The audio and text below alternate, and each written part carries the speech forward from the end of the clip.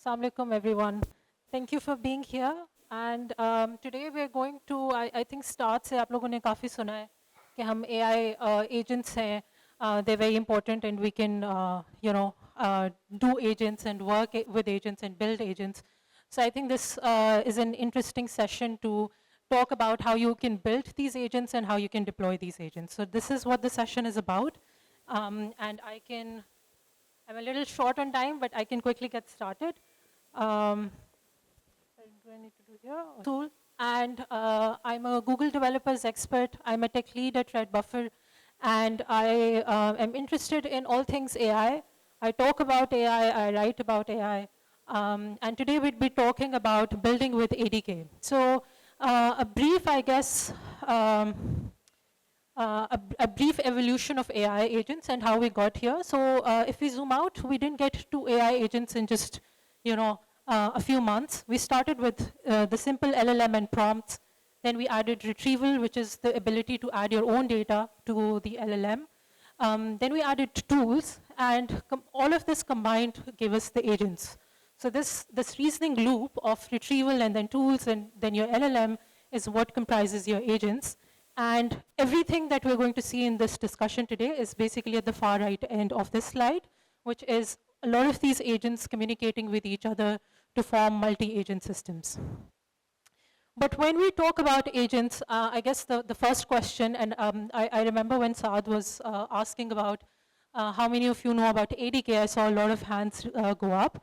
So the first question after we discuss agents is, what framework do we use to build agents? So you can think of this in terms of this graph where flexibility and ease of use are at the opposite ends of the spectrum.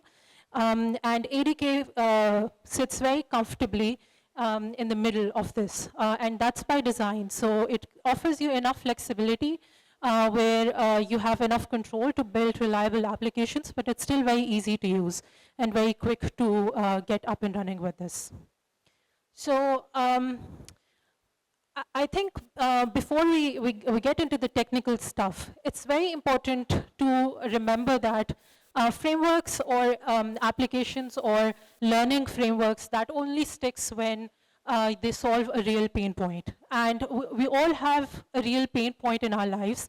And I think the best way to learn a framework is by solving one of those real pain points. One of the pain points that I had in my life was I did my master's in EE, and then I did my bachelor's in EE, sorry, and then I did my master's in medical engineering with a focus in AI. So I was taking a lot of grad courses. That meant a lot of studying. I was also working during my master's. So a real pain that I had was managing studying. Like, how many hours do I spend on this topic? What's the level of detail I should have? How much should I research? Right, and this meme that you see, this is quite often how I ended up. So I was studying and cramming a lot of things. So one thing that I built to solve this pain point was I prototyped a multi-agent study buddy using Agent Development Kit, which is Google's open source framework for building agents. So I'll now request Salman. I think Salman is just going to quickly give us a demo of this app. So I built a full stack app, but the backend is in ADK. And you can see that you can enter your topic on this screen, and then you can generate the study guide. But I've already generated this. So if you go on the next tab, you can see that this gives an overview of the topic. It does research using Wikipedia and Google's web search. And then it creates this really detailed study guide that you can also save as a PDF. And then if you go to the flashcards tab, it also creates flashcards from the study guide that we created. So this is just one use case of a multi-agent design or a multi-agent app. And ADK actually comes with this web UI. So if we go to the last tab, you actually don't need to have full stack experience. You can just actually build with ADK as well. So if you just run ADK web, it gives this really nice UI, and now you can see all of the individual agents that I've used in my application. So this is just one example of something that you can build with AI and with ADK. And in the next few slides, we're now going to see how I built this, so some of the core features of ADK. So back to the slides now. Next up, I'm going to introduce ADK. So it's, like I said, this is a framework for building agents that was introduced by Google. The nice thing about ADK, so there's some features in ADK that we want to optimize for.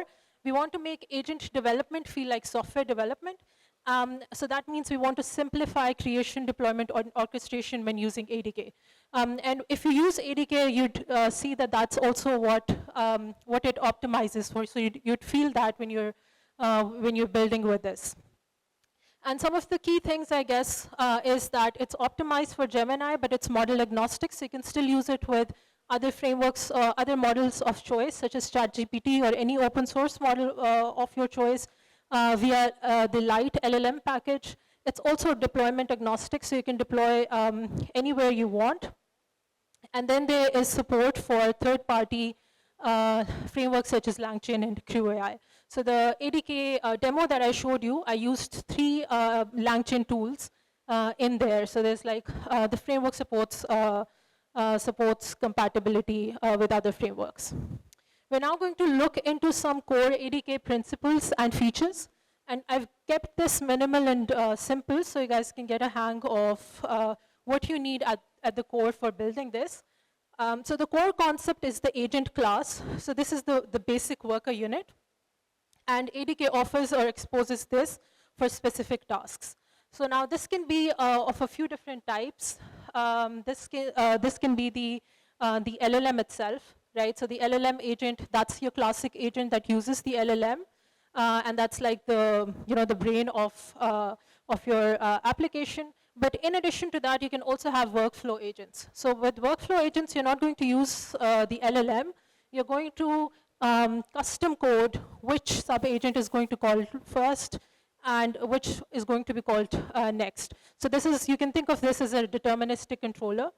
And this has a few different forms. You can call these sub-agents sequentially. You can call them in parallel, or there can be a looping logic. And finally, you can there's also the support for designing your own custom agents. So if your agent design does not fall into the other 2 categories, you can also design it yourself. After we've talked about agent, I think the next important thing are the tools. So tools are what give agents all of the power that they have. This is what takes your what takes your LLM pipeline beyond the prompting that happens with simple LLMs. Tools, they let agents interact with APIs, with external databases. They allow it to run code, etc. So in ADK, we have different tool types, and I'll go through them one by one. The simplest is the function tool, where this is just your Python function, for example, that you give to your LLM. And this gives your LLM ability to call that particular function. So this can be a simple addition tool, or this can be something more involved that calls an external API, for example. In addition to this, we can have something called the agent tool. This is very interesting because this lets your root agent call other sub-agents as tools. And this is important when you want hierarchical decomposition of tasks. So this is a nice functionality. And by the way, in the multi-agent study guide that I showed, I was using the agent tool functionality because I wanted the output to be in a particular JSON. There's also built-in tools such as Google Search and the code execution tools. And finally, there are third-party tools such as LangChain, CrewAI, etc. So there's like lots of different use cases for that. Next, we talk about the multi-agent systems. So multi-agents basically comprise of multiple distinct base agent instances. These agents can have sub-agents, and they can have agent tools. And for delegation or routing, you can control this in this multi-agent system through the LLM. So your LLM controls what agent to call next using the sub-agent descriptions. Or this can be through your agent tool, which we covered just before. So this is then an explicit invocation.